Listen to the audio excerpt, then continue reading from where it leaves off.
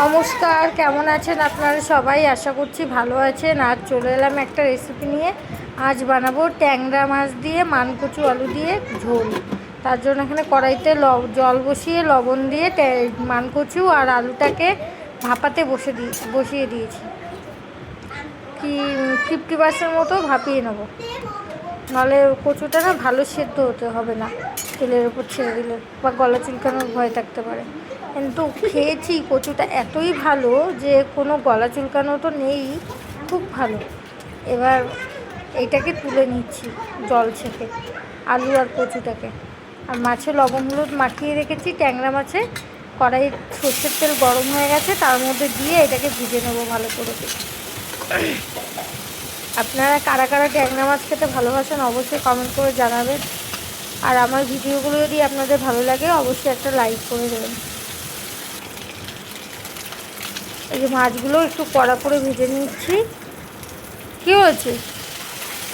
হ্যাঁ, থাক। মাছ ভেজে তুলে নিলাম। ওই সর্ষের তেল আবারও একটু সর্ষের তেল দিয়ে দিয়েছি তেজপাতা জিরে ফোড়ন দিয়ে ভাপানো আলু আর মানকচুটাকে দিয়ে ভালো করে ভেজে নেব।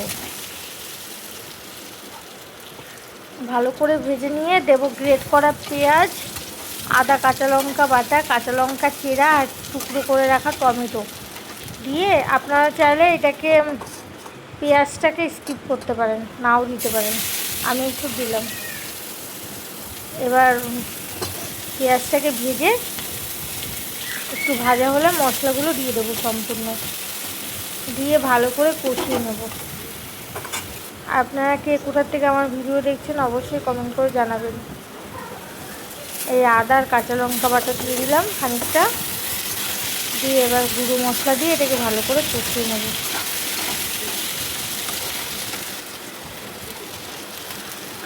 দিচ্ছি টমেটো আর কাঁচা লঙ্কা চেরা, লবণ হলুদ আর দেবো জিরের গুঁড়ো লঙ্কার গুঁড়ো। জিরের গুঁড়োটা আমি ভাজা জিরের গুঁড়ো দিচ্ছি এখানে, আপনারা চাইলে কাঁচা বেটেও দিতে পারেন। একটু জল দিয়ে দিলাম, নাহলে না মশলাটা পুড়ে যাওয়ার ভয় থাকে। জল দিয়ে ভালো করে কষিয়ে নিচ্ছি, তেল ছাড়া অবধি কষবো। দেখুন কত সুন্দর কালার আসছে। এবার একটু ভাজা জিরের গুঁড়ো দিয়ে এটাকে আগে একটু কষিয়ে দিয়ে দেবো পরিমাণ মতো জল।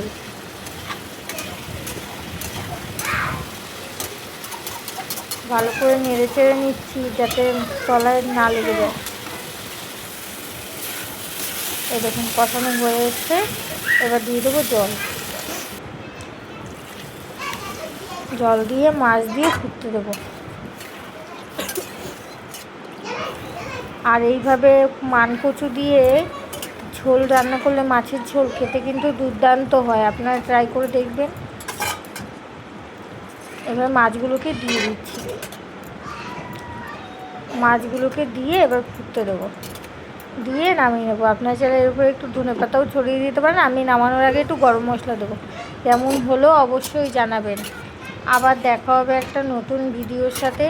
ততক্ষণ আপনারা ভালো থাকবেন, সুস্থ থাকবেন, আর আমার পেজটাকে ফলো করতে কিন্তু ভুলবেন না। এরকম আলু কচু সব সেদ্ধ হয়ে এসছে। এবার গরম মশলা গুঁড়ো দিয়ে নামিয়ে নিচ্ছি। আজ তাহলে আসি, টাটা, বাই বাই। আপনারা ভালো থাকবেন, সুস্থ থাকবেন। এরকম রেডি হয়ে গেছে।